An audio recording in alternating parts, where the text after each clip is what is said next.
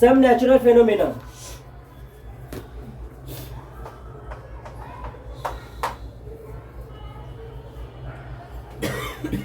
तो यहाँ पर नॉर्मली वही सारी चीजें आएंगी जो लगभग डिजास्टर मैनेजमेंट वाला जो पोर्शन है, जितना भी डिजास्टर मैनेजमेंट का पोर्शन होगा वो यहाँ पर है।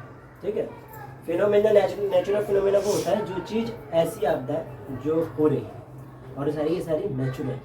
ठीक है, अब इसमें आगे कोई पोर्शन ऐसा आया जिसमें ह्यूमन इसमें इन्फ्लुएंस हो रहा है या ह्यूमन की वजह से ये इन्फ्लुएंस्ड हो रहा है, वो बात की बात का पोर्शन है।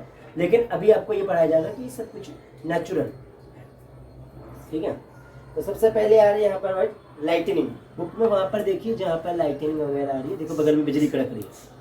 तो लाइटनिंग का मतलब होता है बिजली कड़कना। You might have this seen sparks on an electrical pole when wires become loose. This phenomena is quite common when a wind is blowing and shaking the wires. You might also have in the sparks when a plug is loose and the socket. Lighting is an electrical spark, but on a huge scale.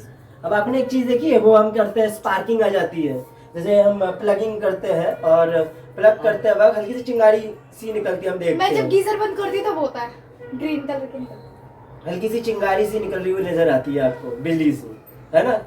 वो उस time पे आपने देखा होता है, बहुत हल्का है, बहुत हल्का। आपको प्लग एंटर करो तो एक आवाज भी आएगी, साउंड इलेक्ट्रिसिटी की हल्की सी, लेकिन वो बहुत कम स्केल पे। लेकिन अगर इसी बिजली को आप ह्यूज स्केल पे कर दे, वो है असल की लाइटिंग, जो किसमें से आती है, जो ऊपर से कर रही है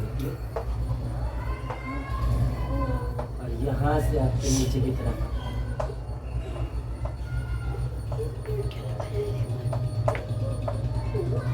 नीचे की तरफ, वो होती है ह्यूज स्केल पे, जो कुछ भी तोड़ सकती है, जो बहुत कुछ नष्ट कर देता है, बहुत कुछ बर्बाद कर देता है, वो है आपकी लाइटिंग। ठीक है, लाइटिनिंग कवर हो गया। लाइटिंग नॉर्मल सी बात है, जो स्पार्किंग आप देखते हैं नॉर्मल सी चिंगारी सी निकल रही होती है हल्की फुल्की, आपने देखी होगी अपनी आंखों से।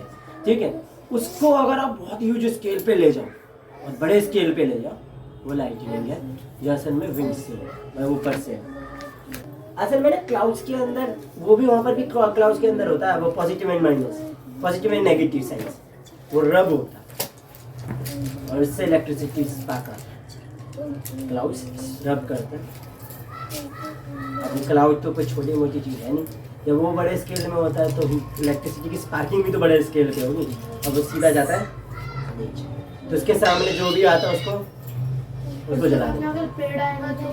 पेड़ सबसे पहले जलते हैं बेटा, इसलिए कहते हैं जब लाइटनिंग होती है ना तो बाहर नहीं जाना चाहिए। तो जो जितना घर के अंदर रहते हैं ना उतना वो लोग सेफ रहते हैं। ठीक है, और जो ज़्यादा खुले में रहता है तो ह्यूमन क्या है, अभी इलेक्ट्रिसिटी पढ़ाई थी, ह्यूमन क्या है, कंडक्टर है इलेक्ट्रिसिटी का, ले लेगा। दीवारें कंडक्टर नहीं, इंसुलेटर है इलेक्ट्रिसिटी का, बच जाओगे। ह्यूमन के ऊपर गिरी जल जाओगे, कंडक्टर है ना, तो इलेक्ट्रिसिटी तो खींच लेंगे। जलेंगे कि कुछ और होगा, बेटा भस्म हो जाओगे, उड़ जाओगे। वही। Now of course we understand the lightning is caused by the illumination of the charges in the cloud. तो clouds के अंदर असल में जो charges होते हैं ना, इनके कारण इनमें भी होता है। लेकिन अगर आप प्रिपरेशंस रखोगे तो आप बच सकते हैं। पहले से ही अगर आप कुछ बचाव रखें तो आप इससे बच जाएंगे। ठीक है, इससे बचने का भी तरीके हैं। आपने वो किया कभी, ऐसे रोए से खड़े हो जाते हैं, ऐसे कर, वो वाला सबसे ज़्यादा अच्छा तरीका है। आप वो वाला ले लीजिए, सर्दियों के टाइम पे बड़ा करते हैं, वो जो सर पे कैप पहन के आते हैं ना, देखते सर पे जो टोपी सी पहन के आते हैं, उसके बाद उसको ऐसे रब करते हैं ना तो वो चीज़ें खींच लेता है, वो कागज वागज टाइप की चीज़ वो भी करता है। फिर हाथ के वो जो है रोए वो भी खींच लेता है। चार्जेस रबरिंग करने से होता है। हाँ, वो घिसा, क्या हुआ, घिसने का मतलब क्या हुआ, रब किया। रबरिंग से क्या होता है, चार्जेस एक्टिवेट होता है, छिलका भी चिपक लेता है। तो वो किया कभी आपने, कैप वाला जो होता है रब करता है, ऐसे करेंगे ना तो कागज खींच लेता है। खेला नहीं है, तेल लगाने से भी होता है, तेल उस सर पे तेल, लेकिन रब करने से हुआ असली रीजन, रब करने से। हाँ, रब कर कीजिए, स्केल भी रब करते हैं लोग सर पे, फिर ऐसे करते ना वो चार्ज एक्टिवेट हो जाता है तब तक, और तब तक वो चीज खींचता है। When a plastic refill is rubbed with the polythene, it occurs a small electric charge. अब आप कोई रिफिल होती है ना, पेन की जो रिफिल होती है, जो लिप साइज जो रिफिल होती है ना पेन में जो डालते हैं, उसको क्या कह रही है कि आप उसको एक पॉलीथीन से रब कीजिए, आप उसके अंदर स्मॉल अमाउंट में इलेक्ट्रिसिटी आ जाएगी, इलेक्ट्रिक चार्जेस आएंगे।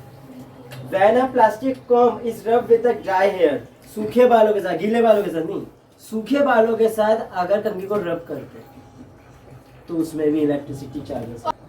It's acquire a small charge, this object are the charge object. जिसके साथ ऐसा चीज होता है उसे हम कहते हैं चार्ज्ड ऑब्जेक्ट। तो आपसे ये मान लीजिए ऑप्शनल हो जाएगा ये, कि आपको कोई ऑब्जेक्ट दे दिया जाएगा और आप कहेगा कि इसमें से कौन सा है जो चार्ज ऑब्जेक्ट हो सकता है, या फिर ये वो रीजन वाले चैप्टर क्वेश्चन हो सकता है, सेशन रीजन उस टाइप के में आ सकता है कि ये ऐसे से करता है और रीजन बोल देगा कि ये इसलिए करता है क्योंकि ये चार्ज ऑब्जेक्ट है। तब आपको असर्शन और ऑब्जेक्ट को मैच, असर्शन और रीजन को मैच करना पड़ेगा, रीजन को मैच करना पड़ेगा, उस टाइप के आ सकते हैं। मतलब ये कोई बड़े नंबर का सवाल नहीं हो सकता, इतना है ना कि 1 मार्क का है, 2 का भी नहीं आएगा, एक ही है। In the process of charging refill and the plastic comb polythene and hair also get charge. ये वाला भी मेरे को अभी ध्यान आया। 2 बलून्स को रब कर लीजिए, यहाँ बलून का भी एग्जांपल दिया था, तो बलून को रब कीजिए तो भी आ जाता है। तो यहाँ पर इतना बोला जा रहा है कि आपका स्टैटिक होता है जिसके अंदर वो एक दूसरे को मूव नहीं कर सकते, ठीक है, बस इलेक्ट्रिक चार्ज बनती है, लेकिन इसमें कोई मूवेबल चीजें नहीं है। जैसे बोला गया है, electrical charge generated by rubbing are static, they do not move by themselves, ठीक है, दोनों एक दूसरे के कारण हिल नहीं सकते, तो मूव नहीं हो रहे। When the charges move, they constitute an electrical current। तो वो क्या करते हैं, वो मूव नहीं करते, असल में कोई 2 ऑब्जेक्ट के अंदर से इलेक्ट्रिक करंट पैदा हो रहा है या इलेक्ट्रिक चार्जेस पैदा हो रहा है, लेकिन ना ये ऐसे हिल रही है ना ऐसे हिल रही है, ऐसा कुछ नहीं है। 2 चीजों को अगर रब कर रहे थे,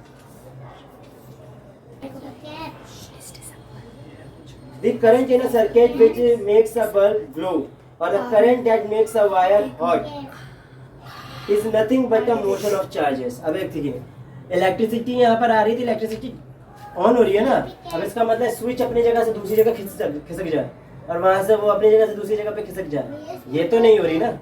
इसका मतलब है 2 ऑब्जेक्ट के अंदर जब ये इलेक्ट्रिक चार्जेस हम कह रहे हैं रब हो रहा है और इलेक्ट्रिक चार्जेस जो है आपका बन रहा है, तो इससे इलेक्ट्रिक चार्जेस बनेगा, जो आप मान लेते हैं कि करंट उससे आगे बनेगा, ठीक है। नहीं तो कोई चीज क्या होगी, तो क्या होगा, वो चीज गर्म होगी। अभी तो बात है ना, रब करने से हम क्या कहते हैं, क्योंकि गर्म होगी, लेकिन दोनों ठंड में हम ऐसे करते हैं, रब हो रही है तो उससे हम हॉट आ रहा है, या फिर तो इलेक्ट्रिक चार्जेस आ रहे हैं जिससे करंट आ रहा है, लेकिन दोनों ऑब्जेक्ट मूव नहीं कर सकता, ये स्टैटिक है। स्टैटिक का मतलब एक ही जगह पे है।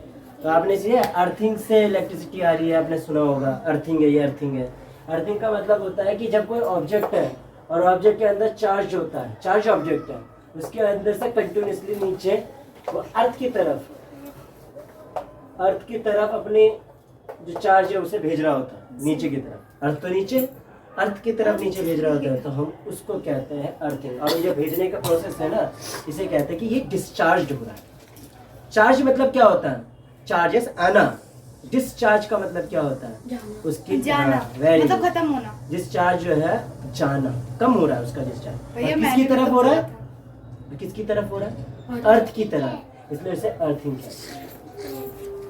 एक क्लाउड प्लस में एक माइनस में, एंड देन नीचे यहाँ पर वो रब हो रहा है और फाइनली क्या हो रही है, लाइटनिंग हो रही है नीचे की तरफ। देखिए जा रहा होता है जहाँ पर भी ऐसे ऑब्जेक्ट हो जो कंडक्टर हो, गुड कंडक्टर होता है। भैया मैंने ऐसे भी तो सुना है कि अभी बिजली के साथ बारिश भी वो होती है, तो बारिश तो होने दो, उसे क्या दिक्कत है, नहीं तो बिजली के साथ बारिश भी होने लग जाती है। ये जो लाइटिंग है, बारिश हो जाएगी तो उससे मतलब क्या अलग हो गया भैया, देखो बारिश भी बिजली कड़की। अच्छा मुझे एक बात बताओ, बारिश हुई तो बारिश में बादल रब नहीं कर सकते, क्या बारिश में पानी होता है, पानी गुड कंडक्टर नहीं होता उसका, भैया तो डिस्टेंस वाटर है ना, वो तो बिजली तो जिस टाइम तो मैंने कब कहा कि उस पानी से हमें करंट लग रहा है? मैंने कहा या ये कह रहा है कि पानी से करंट लगा हमें? तो भैया हमें करंट लग रहा हो सीधा बिजली करंट ऐसे कैसे हो सकता है? मैंने ये पोर्शन लिया पूरा, इस पोर्शन से इस पोर्शन तक लिया, कैसे हो सकता खोले में है? घुस जाते हैं। अबे यार किसने हिला दिया यार? मैंने नहीं भैया, मैंने देखो जो ना चोर की दाढ़ी में तिनका हो गया ये बात। नहीं मैं कह रही बीच में आ जाओ, बार बार अबे फंस यार जाते। ये बोझ इधर कैसे हो गया? आपने ही रखा है भैया जब से ऐसा। हाँ मेरी गलती है, मेरी गलती है भाई, मैंने कब मना किया? खराब भी हो गया तब भी क्या है, मैं हमेशा सॉल्यूशन को देखता हूँ। गलती हुई है तो ठीक करो ना, बहस करके तो टाइम ही वेस्ट होता है। ठीक है 10 मिनट्स, ओनली 10 मिनट्स। जो लाइट अब सही है भैया, देखो यार 10 मिनट नहीं। कलरिंग तो मैंने नहीं दी, वाइट ही होती है ऑर्गेनाइज, मैंने और कोई कलर नहीं भैया दिया। इधर तो पल पड़ दिखा रहा है। कल जा रही थी कार। नहीं वो इन्वायरमेंट होगा ना, इन्वायरमेंट की वजह से होगा ना ये सब। वो पूरा दिखता नहीं हमें, कभी पिंक कलर का पूरा इन्वायरमेंट ही दिख जाता है ना, वो तो कलर से अफेक्ट है ना। अब बिजली कलर कहीं नहीं है, वो तो पूरा एरिया आपको एनवायरनमेंट कलरिंग दे रही बिजली है। white जो लाइट आ रही है उसके कारण आ रहा है, सन की लाइट ठीक है। सन की लाइट में हम जानते हैं ना रेज होते हैं तो कितने होते हैं वैसे 7 कलर्स होते हैं उसके अंदर, तो जिसको करता है वो बनता है, वो ऐसी चीज से करता है। लाइट को तुम अभी भी देख रहे होगे तो वाइट ही दिख रहा है, दिखाना जरा को। थोड़ा थोड़ा वाइट का बाकी पोर्शन क्लाउड का पोर्शन वाइट पर्पल है, लेकिन ये तो वाइट ही है। थोड़ा थोड़ा लग हाँ। रहा है कि ये वो सिर्फ उस पे बन रहा है, इधर क्यों नहीं लगेगी ना? लेकिन देख रहे होगे क्लाउड्स वो पर्पल है। ला के गया ना, इधर देखना। फिर भी ऐसा कुछ है तो ठीक है भाई, उसके लिए करेंगे। मैं फिर सर्च कर दूंगा। हाँ। During the development of the thunderstorm, जैसे थंडरस्टॉर्म कैसे, ठीक है, स्टॉर्म का मतलब होता है आंधी आना, थंडर मतलब उसके अंदर बिजली भी कड़कती है, ठीक है। भाई आज नहीं जा सकती, कल कल ठीक है, टुमारो, जब बात कर लो ना, okay today I am busy. ठीक है। अब मैं कह रहा हूँ कि आपको जो है वो इस तरह, अच्छा आपको कोई जो स्कूल की तरफ से काम मिला आपने किया, याद है? कल जाऊंगी भाई मैं, याद है? किसी को मना थोड़ी ना। मून में चल जाता है लोगों को लगा। होमवर्क की कॉपी दो, होमवर्क का काम लो। द एयर करेंट मूव की तरफ मूव कर रहा है, यहाँ नहीं, क्लाउड्स के अंदर से, ठीक है। और उसके कारण जो है यहाँ पॉजिटिव है और ये दूसरा क्लाउड है वो नेगेटिव है, ठीक है। ये दोनों रब हो रहे हैं। वर्गरस का मतलब होता है बहुत तेजी से मूवमेंट हो रही है, ये वर्गरस का लिखा हुआ है यहाँ पर। वर्गरस का मतलब होता है बहुत तेजी से इसके मूवमेंट के कारण क्या होता है, जो नीचे वाला एजेस है ना उसके अंदर इसका इफेक्ट देखने को मिलता है। जो भी अगर पेड़ दिख के आप वहाँ इफेक्ट ज़्यादा देखने को मिल जाता है। और इसमें क्या होता है, ये अपने फाइनली जो चार्जेस होते हैं ना, ये पॉजिटिव चार्ज नेगेटिव चार्ज, ये अपने चार्जेस को लूज करना शुरू कर देते हैं, चार्जेस को लूज करना शुरू मतलब छोड़ना शुरू कर देते हैं। और ये हमने क्या पढ़ा था, जब वो कोई अपने चार्जेस को छोड़ता है तो हम उसे कहते हैं डिस्चार्ज। तो शुरुआत के टाइम पर एंसेस्टर हमारे पूर्वज है, वो लाइटनिंग से बहुत डरते थे, लाइटनिंग होता था उनको बहुत डर लगता था। तो ये इन दो क्लाउड के बीच में ये चीज़ जल्दी होती है और उसके बाद सीधा अर्थ है, उन दोनों के बीच में ये लाइटनिंग देखने को मिलता है। तो लोग डरते थे इससे, हमारे एंसेस्टर्स, हमारे पूर्वज। लेकिन अब डरने की बात नहीं है। जैसे कि घर बना हो तो एक सेफर प्लेस पे बनाइए, एक सेफ ऐसा एरिया जहाँ पर सेफ हो, उस एरिया में बनाना चाहिए। कुछ देर तक आप अपने आप को एक सेफ प्लेस पे रखिए जब तक कि ठंडक रुक ना जाए।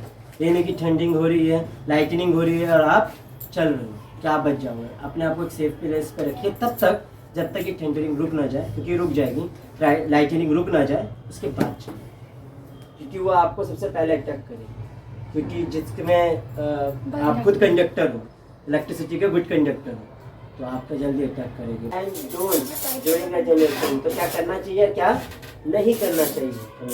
तो ओपन फील्ड या डबल पेड़ या कोई शेल्टर हमें सेफ नहीं रख पाते हैं strokes. If no shelter is available and you are in an open field, stay far away from all trees. तो जितना हो सके पेड़ों से दूर रहे, ठीक है। पेड़ आपको नहीं बचा सकते, वो बारिश से बचाते हैं, लेकिन बिजलियों से नहीं बचा सकते। तो मेटल ऑब्जेक्ट की तरफ एक जगह पे भी नहीं आना। जो भी मेटेलिक ऑब्जेक्ट है वो इलेक्ट्रिक का जो है कंडक्टर ही होता है, बिजली बात है, तो वो और आपको इलेक्ट्रिसिटी जो है आप पे पास करेगा। Do not lie on the ground, अब इसका मतलब ये नहीं है कि आप ग्राउंड में लाई करें, लेट जाए, वो भी नहीं कर सकते हो। Instead squat low on the ground, place your hands on your knees with your head between the hands. This position will make you smallest target to the struck. तो इस तरीके से आपका जो है आलती पालती, जो आलती पालती नहीं कहते, इसे क्या कहते हैं, हेड डाउन हम करते हैं ना, हेड डाउन पोजीशन, हाँ उसको स्क्वाट पोजीशन जो होता है, तो स्क्वाट लो पोजीशन कहते हैं। तो स्क्वाट लो पोजीशन जो होता है ना, हेड डाउन वाला पोजीशन जो इसमें दिखाई दे रहा है, ये सबसे सेफ होता है बचने के लिए। लाइटनिंग नहीं ले पाता, इतने स्मॉल को नहीं ले पाता, स्मॉलेस्ट टारगेट को नहीं कर पाता। तो स्मॉलेस्ट टारगेट कर दिया ना, जितना फैलोगे, हाथ वाथ फैलोगे उतना आप फैले हुए हो, लेकिन अगर आप जितना अपने आपको स्मॉल बनाते चले जाओगे उतना स्मॉलेस्ट टारगेट को इलेक्ट्रिसिटी ले नहीं पाता, तो बच सकते हो। अब हाँ, घर की बात की जाए तो ये तो आउटसाइड थी, अब घर की बात देखी जाए तो घर में कैसे बचोगे। लाइट रनिंग वाटर, तो आपको फोन्स वगैरह यूज़ नहीं करना क्योंकि वो उसको कनेक्ट करेगा। दूसरा है उस टाइम पे नहाना नहीं, अवॉइड करना। इलेक्ट्रिकल अप्लायंसेस जैसे कि computer, TV etcetera should be unplugged, उसके प्लग को खोल दीजिए, ठीक है, क्योंकि उससे इलेक्ट्रिसिटी मूव कर सकती है ना उसमें।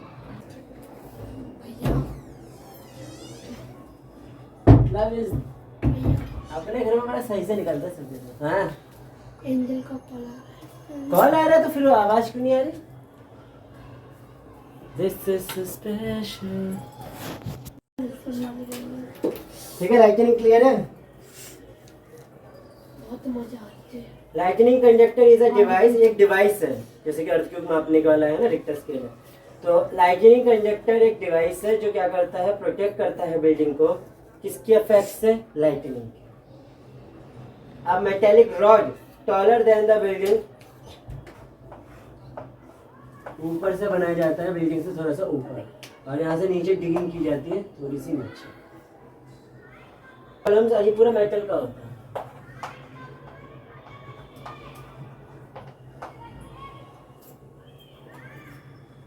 तो करता क्या है कि metallic columns using during the construction, electrical wires and water pipes in the building also protect us to an extent, but do not touch them during a thunderstorm। तो ये जब जितनी भी चीज़ें बनी हुई रहती है कंस्ट्रक्शन टाइम पे, जैसे कि इलेक्ट्रिकल वायर वगैरह, वाटर पाइप्स होती है जितनी भी बिल्डिंग्स के अंदर, या हमारे में भी जो है सारी पाइप्स, ये बचाती है हमको किससे, थंडर जो स्टॉर्म आती है ना, या थंडरिंग जो भी आती है, या फिर जो भी लाइटिंग आती है उससे बचाती है। लेकिन हमें से थंडर के टाइम पर हो रहा लाइटनिंग हो रही है तो इसे छूना नहीं। कंडक्टर जो है या लाइटनिंग वाला जितना भी कॉन्सेप्ट है वो खत्म है। लाइटनिंग है क्या, लाइटनिंग हुआ क्यों, ठीक है, हमें कैसा अफेक्ट करता है, हम कैसे बच सकते हैं, और फिर बिल्डिंग में ऐसा क्या कॉन्सेप्ट है जिससे हम सेफ रहते हैं। तो इस कॉलम की वजह से मेटेलिक कॉलम ये भी बता दिया कि मेटेलिक कॉलम क्या होता है, वायर असल में इलेक्ट्रिसिटी जो भी आएगी इससे टच होकर सीधा ग्राउंड में चली जाएगी, तो ऑब्वियसली बात है हम सेफ हो जाएंगे। A major earthquake occurred in India on 8 October 2005। क्या हर किसी कोने में अर्थक्वेक का कहीं ना कहीं देखा जाता है, लेकिन जब कोई चीज ऐसी होती है जिसमें वो, जब ऐसा देखा जाता है कि कहीं कुछ स्केल्स में बढ़ जाता है तो हमको वो महसूस भी होती है, ठीक है। They can cause immense damage to buildings, bridges, dams and peoples। ठीक है, तो बिल्डिंग वगैरह गिर जाती है। देखिए जो थोड़ा सा एज जिसकी बिल्डिंग्स की बहुत ज़्यादा होती है, या बिल्डिंग अच्छे से बनाई नहीं गई, वो गिर जाती है, ठीक है। डैम्स अच्छे से नहीं बनाए गए हैं, अर्थक्वेक आया है तो मेजरली होता है वो गिर जाता है। लेकिन कोई भी चीज़ बनाई गई हो तो कनेक्ट किससे है, असल में अर्थ से ही तो कनेक्ट होगा। डैम हवा में नहीं बनाया जा सकता, कहाँ बनेगा, वापस उसका जो भी पिलर्स होंगे जमीन पे, अर्थक्वेक का असर तो आएगा उस पर। वही सारी चीज़ों के कारण बिल्डिंग्स, ब्रिजेस, डैम्स और वो सारी चीज़ें गिरती किस पर है, लोगों पर, इसलिए पीपल्स सभी का यहाँ पर डैमेज है। देयर वहाँ पर फोटो देखिए, पूरी बिल्डिंग तहस महस होगी। तो जब बिल्डिंग तहस नहस होती है तो उसके रखी हुई प्रॉपर्टी, ना जाने क्या क्या चीज़ रखी होगी, उसके अंदर रहने वाले लोग, उस सबको भी तो चोट पहुँचेगा। तो देखिए अगर होता क्या है कि पानी के वेव्स जो होती है वो लहर ऊपर उठाता है। अब अगर रिवर में आ रहा है तो भाई वो तो फ्लड हो गया। अगर समुंदर सी साइड में है हाँ तो लहरें जो आ रही है वो भी हाई हो जाती है, वो हो जाती है आपकी सुनामी। ठीक है, और क्या बोला गया है आपका, और बोला गया है आपका लैंडस्लाइड। लैंडस्लाइड बेटा पहाड़ों में होता है। अब दूसरा वाला 26 दिसंबर है, और एक आया था आपका 2005, एक 2001, एक आएगा 2004। 5 में से 1 गए तो कितने बचते हैं? 1 4 5 में से 1 गए तो, और 26 जैन था, 26 दिसंबर। 1 मंथ लेफ्ट कर दिया, 1 मंथ का माइनस कर दिया। फाइनली आप ट्रिक से याद करने की कोशिश कीजिए। क्या होता समझ गया अर्थक्वेक क्या है ये पता, लेकिन अर्थक्वेक होता क्यों है? इससे पहले वाला क्या कि एंशिएंट टाइम में जो एंसेस्टर्स थे हमारे, वो इसमें कुछ काल्पनिक चीजें रहते थे। हो सकता है कि वही कहते थे कि यार ये हमने बहुत ज़्यादा गलत कर दिया, इसलिए भगवान देखो हमें दंड दे रहे हैं, वो तरीके से लेते थे। तो वो भूकंप को सही से समझ नहीं पाते थे। अर्थक्वेक क्या है वो सही से उनको पता नहीं है, क्योंकि साइंटिफिकली तो नहीं पता उनको, क्योंकि इंटरनल क्या वो भी नहीं पता। तो वो एक मिथिकल स्टोरीज बनाते लेयर है, उस वाली लेयर को हम कहते हैं अर्थ क्रस्ट या क्रस्ट। अर्थ है अर्थ, अर्थ क्रस्ट कहते हैं, भू प्रॉपर्टी।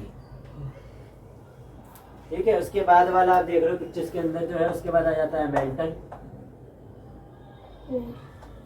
और बीच में होता है ना, और नहीं कोर। उसके बाद इसमें भी 2 चीज दे रखा है, कोर भी है और 2 तरह का, एक इनर कोर होता है, आउटर कोर। एक outer core. Inner core and outer core जो है पूरा ग्रीन कलर का है। ठीक है, ये आपका आ जाता है यूरेशियन प्लेट, अरेबियन प्लेट और इंडियन प्लेट। इसका मतलब ये है कि अपने आप में एक कंटिनेंट भी प्लेट हो जाता है, ये अपने आप में आप बोलेंगे कि सब कंटिनेंट, इंडिया अपने आप में एक सब कंटिनेंट है, कहा जाता है कि हम सब कंटिनेंट, वो भी अपने आप में एक प्लेट है, इंडियन प्लेट। तो सारे प्लेट्स वर्ल्ड में ऐसे ही घूमते रहते हैं, मोशन जैसे। हाँ, वो कंटिनेंट, प्लेट का मतलब नहीं कि बहुत छोटा सा एरिया ये एक प्लेट है, नहीं, पूरा एक कंटिनेंट भी उसमें आ जाता है, प्लेट है वो, और सारे मोशन में मूव कर रहे हैं अंदर। और वो मोशन में क्या होता है, एक प्लेट जब दूसरे प्लेट से टकरा जाता है, अब मोशन कर रहा है कभी ना कभी, अब सब एक जैसे मोशन तो कर नहीं रहे, कोई ना कोई ऐसा होगा आमने सामने आ जाएंगे कभी ना कभी। जब आमने सामने होंगे तो टकराना तो होगा, कोलिजन। जब कोलिजन होगा तो टकराने से क्या होता है, वाइब्रेशंस। वाइब्रेशंस, वाइब्रेशन क्रिएट होती है ना। जब भी आप दो प्लेट को आप खुद मूव करके देख लो कैसे होता है। अब एक काम करो, वो वाला स्टील वाली प्लेट है ना, मारो, झन से आवाज आती है ना, प्लेटें हिल रही होती है, वाइब्रेशंस होगी ना। तो सोचिए अगर नॉर्मल प्लेट के अंदर आपको वाइब्रेशन यहाँ से फील हो रही है, तो ये तो वो प्लेट है जो पूरा का पूरा इंडियन प्लेट वाली है। अरेबियन प्लेट के अपने आप में वो अगर टकराएगी तो क्या होगा, तो उसकी वाइब्रेशंस तो ह्यूज में होगी। वो वाइब्रेशन ऊपर की तरफ आती है, नीचे से ऊपर की तरफ मूव कर। ये देखिए, एक होता है कोलाइडिंग, यहाँ पर जस्ट 2 प्लेट दिख रहे हैं, एक पर्पल कलर में, एक आपका इस ग्रे कलर में दिख रहा होगा। दोनों ने सबसे पहले क्या, कोलाइडिंग मतलब टकराए। अब फिर क्या होता है, ब्रशिंग। ब्रशिंग का होता है ना, जैसे दांत ब्रश करता है, घिस रहा है, वैसे प्लेटें घिसती है, और घिसने से क्या होता है, वाइब्रेशन क्रिएट होती है, वही ऊपर जाती है वेव्स के रूप में। Week zone where earthquake are more likely to occur। Week zone उसे कहते हैं जहां पर ज्यादातर अर्थक्वेक आते हैं। से तो हो चुका है। The weak zone are also as a seismic